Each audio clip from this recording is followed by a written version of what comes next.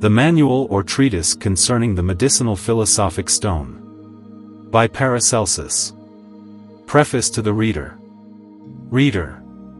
God, indeed, permitted the true spirit of medicine to be brought into operation by Machaon, Podalirius, Hippocrates, and others, so that the true medicine, which shines forth from the clouds, where it cannot be fully and plainly known, should come forth into the light of day, and be manifested to mankind.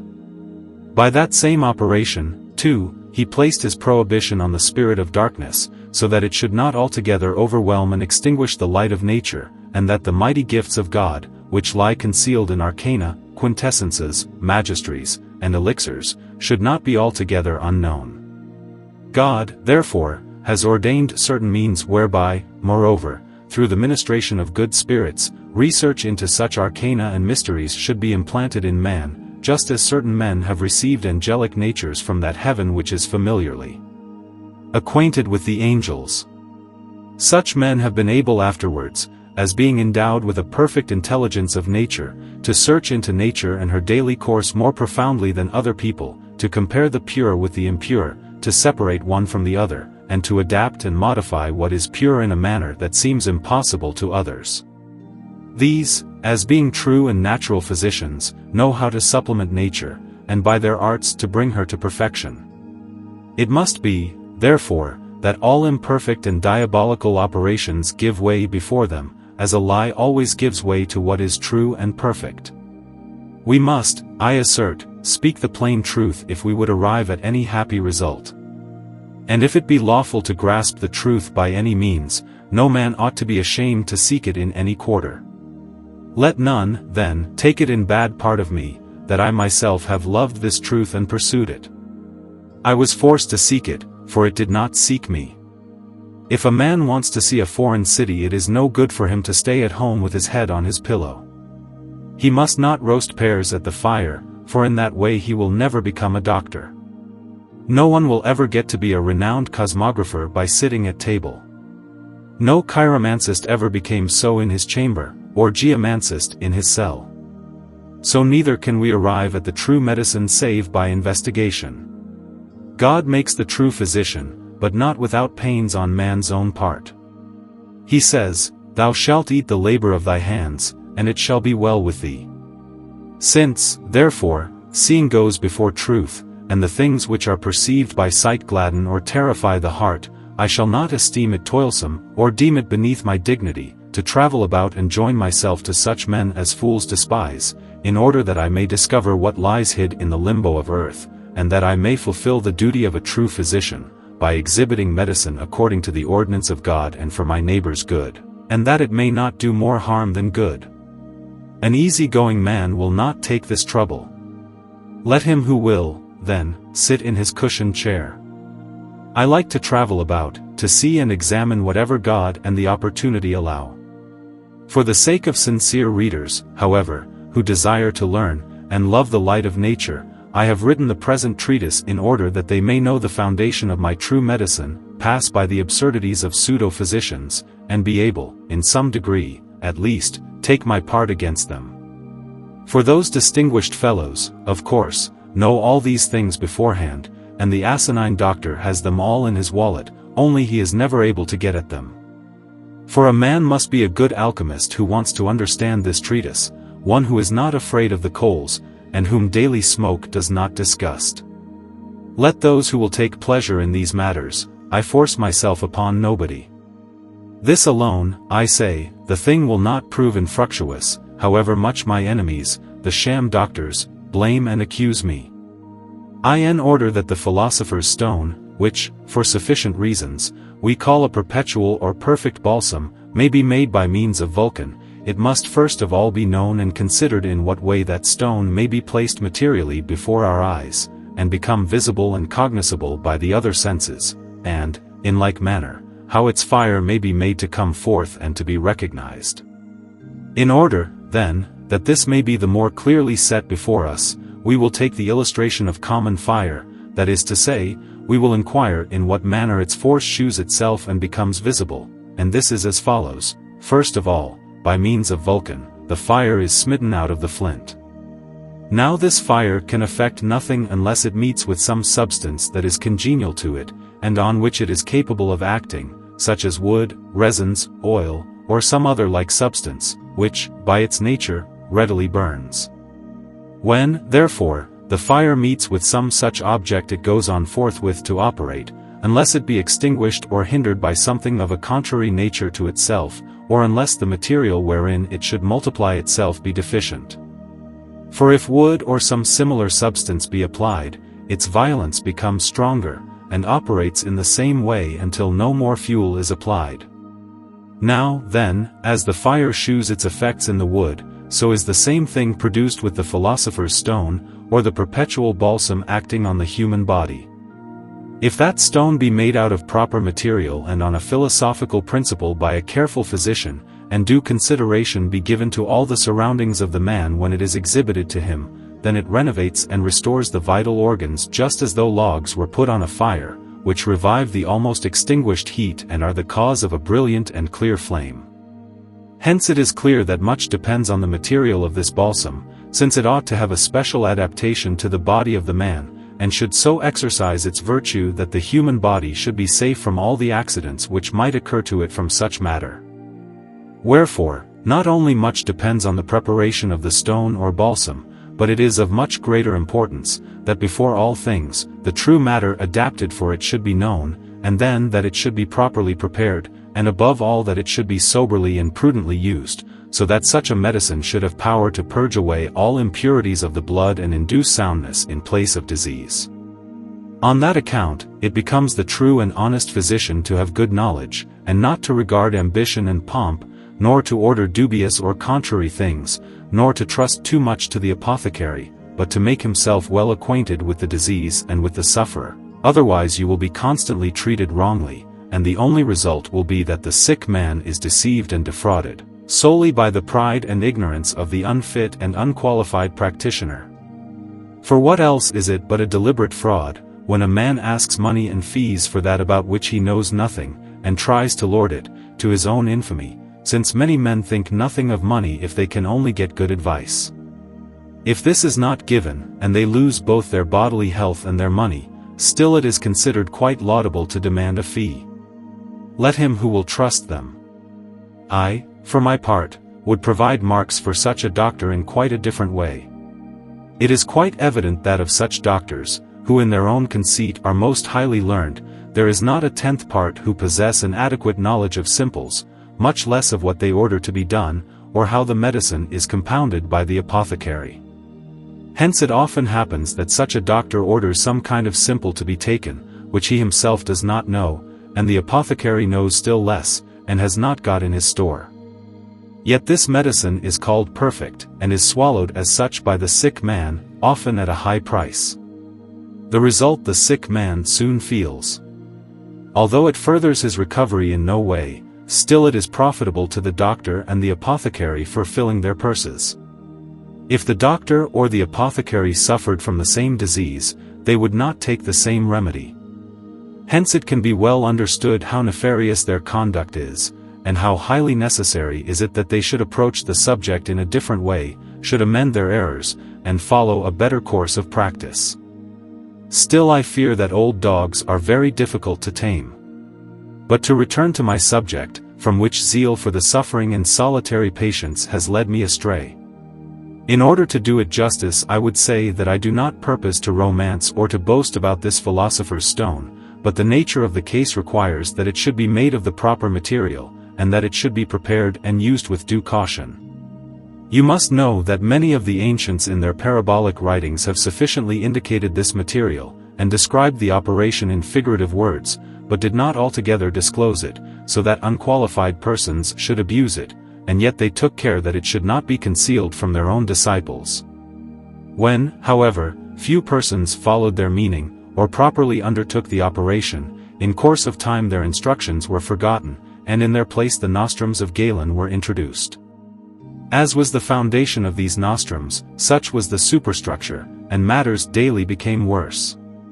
This you see, for instance, in their herbaries, how they fuss over these, and how the Germans mix up Italy in the matter, when it is quite certain that Germany does not lack those imported herbs, but possesses in itself a full supply of perfect medicine. In order, then, that truth may not give place to a lie, and that the obscurities of Galen, with his accomplices, may not quench and suppress the light of nature in medicine, it is necessary that I, Theophrastus, in this book, should speak, not as a quack, but as a scientist who is not ashamed of his achievements in medicine, who also, by the grace of God assisting him, has had proof of this matter in many cases which you, O Galenist, would not have dared to visit. Tell me, Galenic doctor, whence comes your qualification? Are you not putting the bridle on the tail of the horse? Have you ever cured the gout? Have you dared to attack leprosy? Have you cured dropsy? I believe you will wisely hold your tongue, and acknowledge that Theophrastus is your master.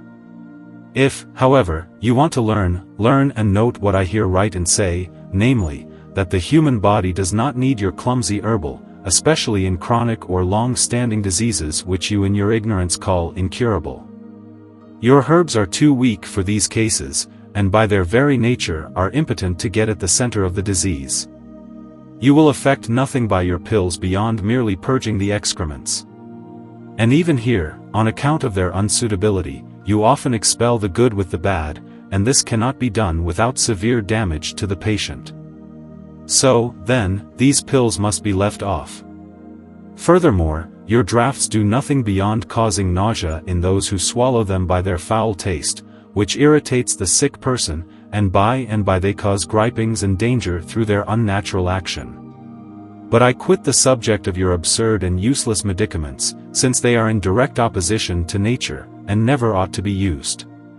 Since, then, those of which I speak are the true medicines, and no such true medicine can be found in Galen, in Rhasis, or in Mene, which attacks and purges those diseases I named from the very roots, as the fire purifies the spotted skin of the salamander, it necessarily follows that the curative process of Theophrastus differs altogether from the fancies of Galen, since it emanates from the fountain of nature.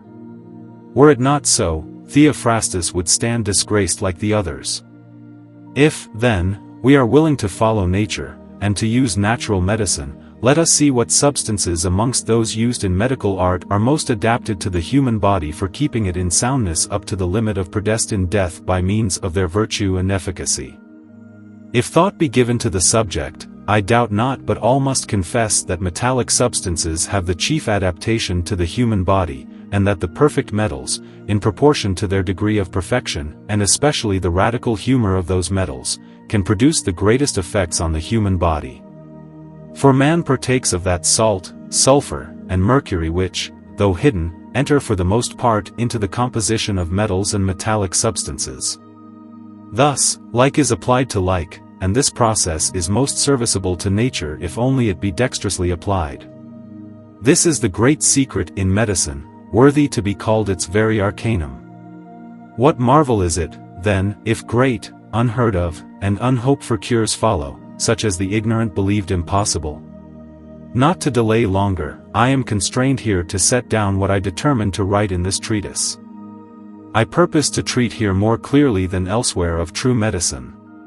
First, however, it had to be pointed out how man derived his origin from sulfur, mercury, and salt, regarded as metals. This I have sufficiently indicated in the Paramirum, and it is not necessary to repeat it here. I will, therefore, only shew how the philosopher's stone may be recognized, and according to what method it is prepared. Know, then, for a fact, that nothing is so small but that from it anything can be made and can exist without form.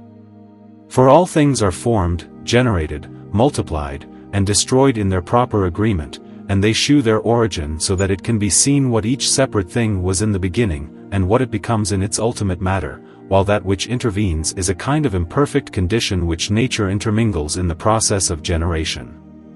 Since, however, these accidents can be separated by the action of Vulcan, so that they shall be rendered inoperative, nature can, in this instance, be corrected. This is what is done in the stone. For if you would make it of its proper material, which can be perfectly learnt from the circumstances pointed out, you must remove from it its superfluities, and you must form, multiply, and increase it as a separate thing in its adaptation, which without such adaptation cannot be done. In this instance nature has left it imperfect, since she has formed, not the stone, but its materials, which are impeded by accidents, so that it is not able to produce these effects which the stone, after due preparation, is able to produce. Such material, without preparation, is, so far as regards the stone, a mere fragmentary and imperfect substance, which has in it no harmony whereby alone it could be called perfect, or serve the human body for healing purposes. You have an illustration of this in the microcosm. See a man who is formed by the mechanical power only as a man. He is not an entire and perfect work, since he lacks harmony, but is only fragmentary until the woman is created like him, then the work is entire. Each of these is earth, and the two at last make the entire human being, capable of increasing and growing, and this power is effected by indwelling harmony. So the philosopher's stone, which should renovate man no less than metals, if it be freed from its superfluous accidents and established in harmony with itself, performs wonders in all diseases. Unless this be done, all your attempts with it are in vain.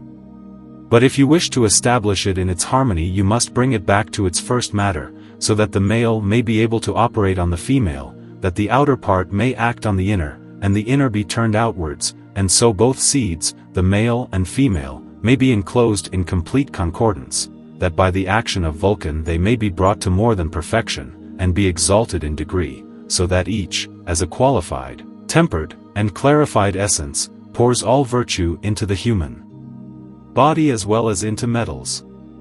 Thus will they render each sound, will drive away defilement by the method of expulsion, and introduce what is good into the human blood by its power of attraction to a due place, so that the microcosm which is situated in the limbus of the earth, and is formed out of the earth, may by this medicine, as by something like itself, be radically, and not in mere imagination, but most surely, led to health and kept therein.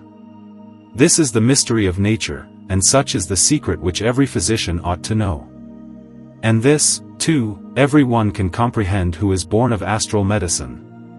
But, that I may more clearly describe the nature and preparation of so excellent a medicine, so that the sons of learning, who love the truth, may be initiated, know ye that nature has given a certain thing wherein, as in a chest, are enclosed 1, 2, 3, the virtue and power whereof suffice abundantly for preserving the health of the microcosm, so that, after its preparation, it drives away all imperfections, and is the veritable defense against old age. This we name the balsam. In what substance nature has placed such a number you must know beforehand, since I am unable, for many reasons, to describe it more clearly. How it is prepared, Galen, Rhasis, and Mean were ignorant, and it will not be reached by their followers. For this medicine requires such preparation as mere pill sellers do not compass, and understand less about it than a Swiss cow. Moreover, it involves, as it were, celestial and special modes of operation. For it purifies and renovates, so to say, by regenerating, as you can read more at length in my Orthodoxies, and at the same time study the origin and essence of metals and of metallic substances, together with their powers. He, therefore, who has ears to hear, let him hear, and see whether Theophrastus writes about lies or about the truth, and whether he is uttering mere inanities from the devil, as do you, O sophist, utter your trifles, you who are from the devil and are surrounded by lies and obscurities, and call nothing good unless it be comprehensible by your fool's head, and that makes for your broth without any previous labor. For you, with your one eye, wander about at random, and cannot get straight to your kitchen window. By all means, twist your intricate thread, and try to find the center of the labyrinth, by means of an obscure star. This will in no wise offend me. But if you would only use your foresight sometimes, and see whereupon the art of Theophrastus is founded, and how feeble your patchworks are, Theophrastus would not be so opposed to you. But what things I now write briefly, and shall write, so that my astral disciples may be able to perceive them, and enjoy them, and boast of them, these, through the diligence of one who is not ashamed to learn, can be easily understood, since there is nothing so difficult but that it may be understood and learned by labor and study. The practical method of this work, then, is as follows. The preparation of the matter of the stone. Take some mineral electrum in filings. Put it in its own sperm, others red, take the immature mineral electrum, place it in its own sphere, so that all impurities and superfluities may be washed away from it, and purge it as completely as possible by means of stibium, after the manner of the alchemists, so that you may suffer no harm from its impurity. Afterwards, resolve it in the stomach of the ostrich, which is born in the earth, and is strengthened in its virtue by the sharpness of the eagle. When the electrum is consumed, and, after its solution has acquired the color of the calendula, do not forget to reduce it into a spiritual pellucid essence, which, indeed, is like amber. Then add half as much of the spread eagle as the corporal electrum weighed before its preparation. Frequently extract from it the stomach of the ostrich, by which means your electrum becomes continually more and more spiritual. But when the stomach of the ostrich becomes weary with labor, it is necessary to refresh it and always to abstract it. Lastly, when it again loses its sharpness, add tartarized quintessence, but so that at the height of 4 fingers it may be deprived of its redness, and may pass over together with it. Do this for so long a time and so often until it grows white of itself. When, now, it is enough, for you will see with your eyes how it will gradually fit itself for sublimation, and you have this sign, sublimate. Thus the electrum is turned into the whiteness of the exalted eagle, and with very little labor it is transferred and transmuted. Now, this is what we seek in order to use it in our medical practice. With this you will be able to succeed in many diseases which refuse to yield to vulgar medical treatment. You will also be able to convert this into a water, into an oil, and into a red powder, and to use it for all purposes for which you require it in medicine. But I say to you in truth that there is no better foundation for all medicine than lies hid in electrum. Although I do not deny, nay, I write it in my other books, that great secrets lie concealed in other mineral bodies as well, yet they require greater and longer labor, and the right use of them is not easy, especially to the unskilled, so that if anyone attempts them he causes more harm than good. For this reason it is not advisable that every alchemist should seek to practice the art of medicine when he has no acquaintance with it. Some prohibitory method should be devised which might debar such imaginary physicians. I, indeed, will not take their blame, or recognize them as disciples, since they do not pursue the truth, but I hold them as known deceivers, and lazy vagabonds, who take the bread out of the mouth of true disciples, and do harm to such deliberately, and think nothing of conscience or of art. In the prepared electrum we have described there lies hid so much power of healing men that no surer or more excellent medicine can be found in the whole world. The Galenists, indeed, those drug-selling doctors, call it poison and oppose it, not from any knowledge of it, but from mere pride and folly. I grant, indeed, that there is a poison in its preparation, as great as, or greater, than that of the Tyrian serpent which forms an ingredient in theriaca. But that after its preparation the poison remains has not been proved. For nature, though by some blockheads this is not understood, always inclines to her own perfection, and much more, therefore, may be brought to perfection by proper methods. What is more, I grant that after its preparation it is a greater and more potent poison than before, but it is such a poison as seeks after its like, to find out fixed and other incurable diseases, and to expel them. It does not suffer the disease to speed its course and do injury, but as if it were an enemy to the disease it attracts the kindred matter to itself, consumes it from the very roots, and washes it as soap washes the spots from a foul rag, along with which spots the soap retires also, leaving the rag pure, uninjured, clean, and fair to look upon. So, then, this poison, as you say, has a far different and better effect than your exungia which you employ to cure the French disease, anointing more frequently than the courier does a hide. This arcanum, which lies hid in this medicament, has within it a well-proportioned, well-prepared, and excellent essence, which can be compared to no poison, unless one understands it, as I said before, and it is as different from your quicksilver, which you use as an ointment, and from your precipitate, in virtue and efficacy, as heaven from earth. It is, therefore, called, and really is, a medicine blessed by God, which has not been revealed to all. It is better compounded than that dirty medicine which the slowly walking doctor has in his gown, or has filtered through his fillet or hood. Moreover, this blessed medicine has thrice greater force and virtue for operating in all diseases, however they may be called, than all the drug shops you ever saw.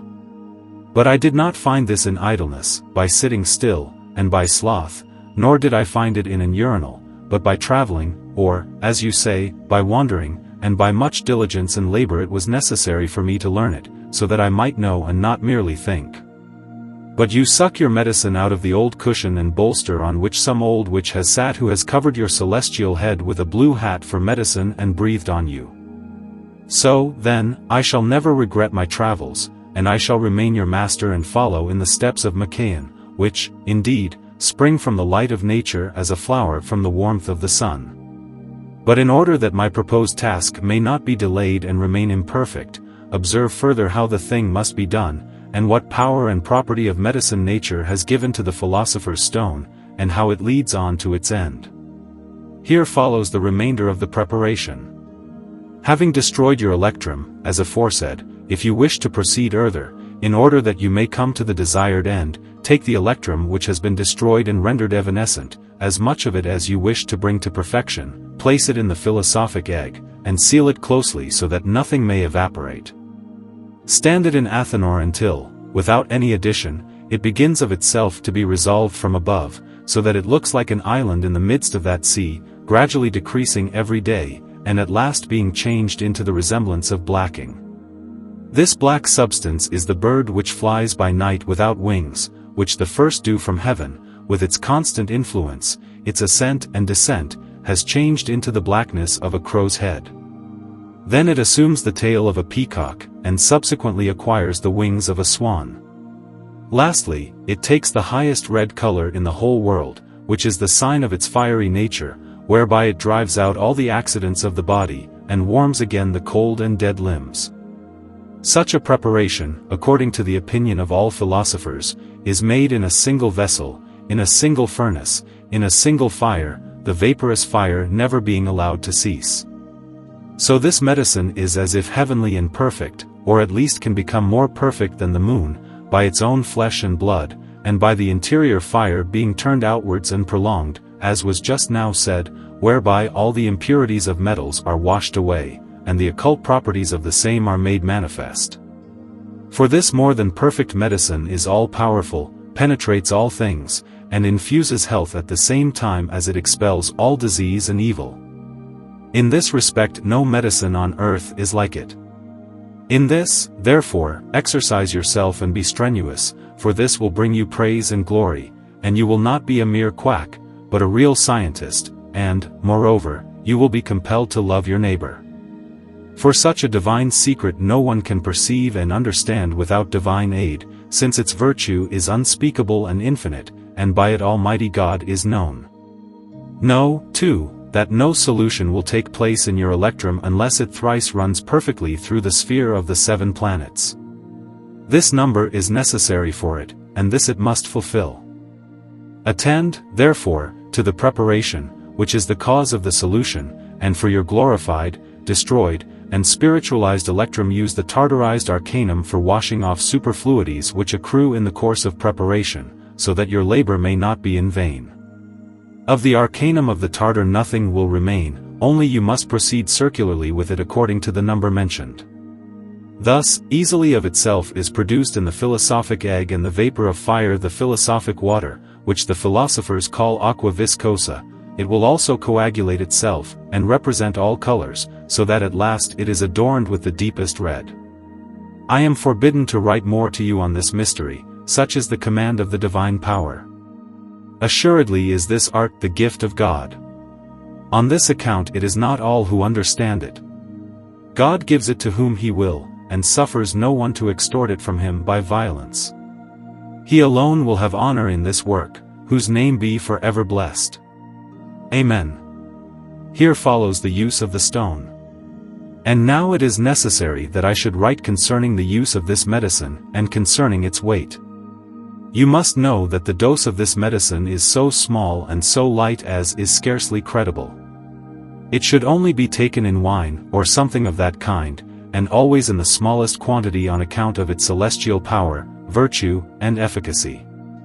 For it is only revealed to man for this reason, that nothing imperfect should remain in nature, and it has been so provided and predestined by God that its virtue and arcanum should be produced by art, in order that to man, made in the image of God, all created things should be made to do service, and that before all else God's almighty power should be known. Whosoever, therefore, has intellect from God, to him this medicine shall be given. That ignorant Galenist, Venus, will not be able to comprehend it, nay, he will turn from it in disgust. For all his works are works of darkness, while this work takes effect and acts in the light of nature. And so, now, in brief but true words, you have the root and origin of all true medicine, which no one shall take from me, even though Rhasis with all his base progeny should go mad, and Galen be bitter as gall. Let Avicenna gnash his teeth, and mean in a word measure the length and breadth, it will be too high for all of them, and Theophrastus will stand by the truth. On the contrary, the lame works of the ointment people, and the unctions of the physicians and doctors, with all their pomp and authority, shall go to utter destruction. There is only one thing more to say, since to many this description of mine will appear obscure. You will say, O my Theophrastus, you speak too briefly and abstrusely to me. I know your discourses, how correctly you impart your subjects and your secrets. Wherefore this description will be of no avail for me. To this I answer that pearls are not for swine, nor a long tail for a goat. Nature has not seen fit to bestow them. Wherefore I say that to whomsoever it has been given by God, he will find sufficiently and above measure, more than he wished for. I write this by way of initiation. Follow with foresight, and avoid not study and labor, nor let the parade of fools lead you astray, nor the diligence which is necessary turn you away. By constant meditation many things are found out, and this is not without its reward. So use to a good purpose what I here give you, let it be to you a fountain, and then you will have no need to drink from the troughs of the pill sellers, nor will your lot be with the body snatchers, but you will be able to serve your neighbor well, and to give praise and honor to God. These things I determined to set down briefly, in my book on the Philosopher's Stone, lest men might think that Theophrastus cured many diseases by diabolical methods of treatment. If you follow me rightly, you will do the same, and your medicine will be like the air which pervades and penetrates all that lies open to it, and is in all things, drives away all fixed diseases, and mingles itself radically with them, so that health takes the place of disease and follows it.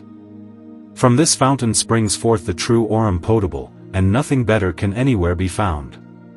Take this as faithful advice, and do not annihilate Theophrastus before you know who he is.